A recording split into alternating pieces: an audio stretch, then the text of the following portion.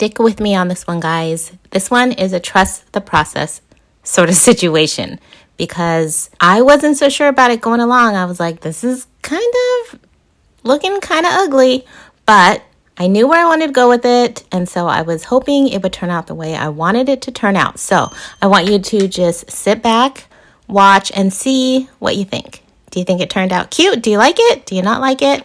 Let me know. Making the canes for this cake was really easy.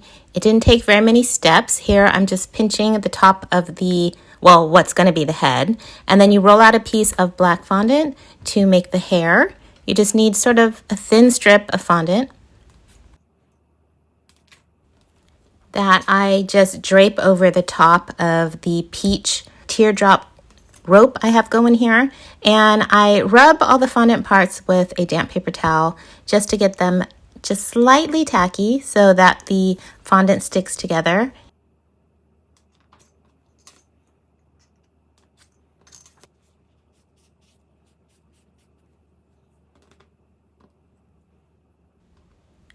All right, so the next step is I'm going to wrap this with a thin piece of red fondant, and that is going to be the little scarf that the nesting doll wears on its head. We're just going to roll this just to stick it together really well, and then here's the fondant we're going to roll out for the scarf.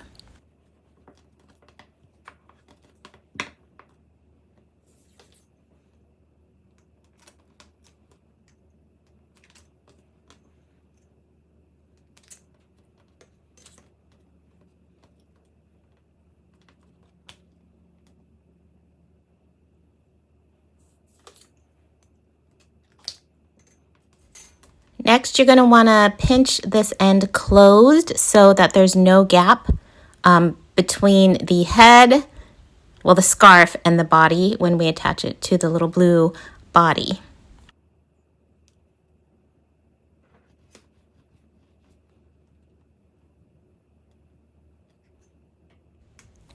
Whoops, that's the wrong side of the blade. Use the sharp side, Kyung. Then I stuck the head on the body and realized that the head was too big for the body, so I had to take it apart. And in order to make the head smaller, I just had to keep rolling it out. And the more you roll it, it becomes smaller, skinnier essentially. And so the head is smaller, and I think it is better proportioned this way. So now I have a longer cane of the head, so I just slice that off. And I'll save that to use on the other canes I need. Let me show you what this looks like sliced in the center.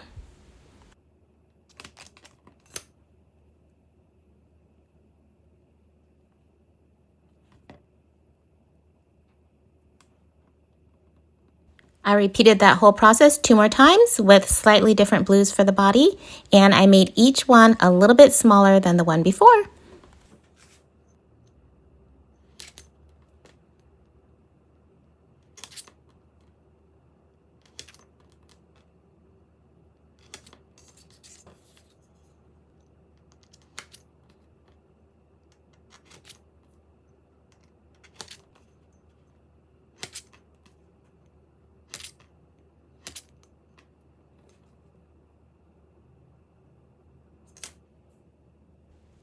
Then I wrapped up all my little nesting dolls just while I worked on the background fondant. Give that an old rub-a-dub-dub with a damp paper towel to get it a little sticky. And now the fun part, putting all my dolls on the fondant. I press them down as I go, and I sort of tweak the shape back if it got a little, misshapen while I was slicing them up.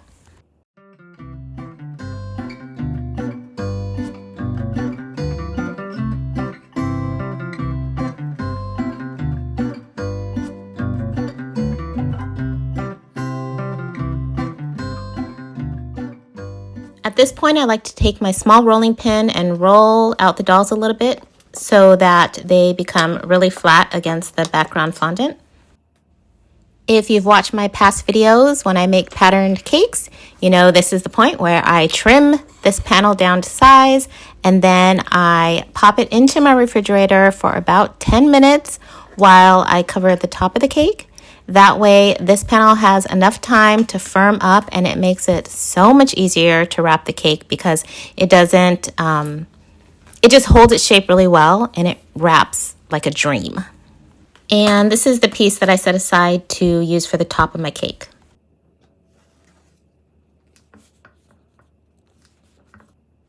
Now it's time to add all the little details, which at this point I was hoping would really help out this cake because I was a little skeptical about it.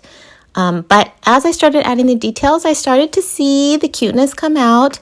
So I hope that you agree that by the end of this all, that it worked out pretty good. I used edible ink markers for all the facial details. Then I realized the little tie to the neck was missing, so I just took a small piece of fondant. Worked out perfectly, super easy. For the rest of the details, I decided to use edible paint and these little balling tools. And you guys, I discovered something. It was so easy to paint hearts using this balling tool. And because like the heart shape was dictated by the size and shape of the ball at the end, all of the hearts came out pretty consistent in size and shape. And it just was so much easier than using a paintbrush. And I love me some polka dots, so I decided to use that for the rest of my cake to create different designs.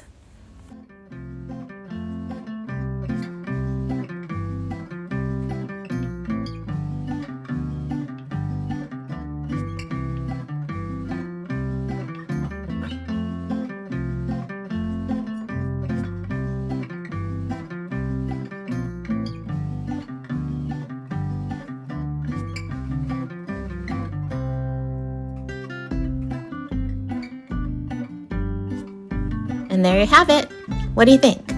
I think I'd be pretty happy to get this cake. I mean, I have always loved nesting dolls, so that's a thing. Also, if there's a motif or pattern you'd like to see me make, leave it in the comments and I'll see if I can come up with a way to make it. Thank you so much for watching. I hope you enjoyed it, and I'll see you next time.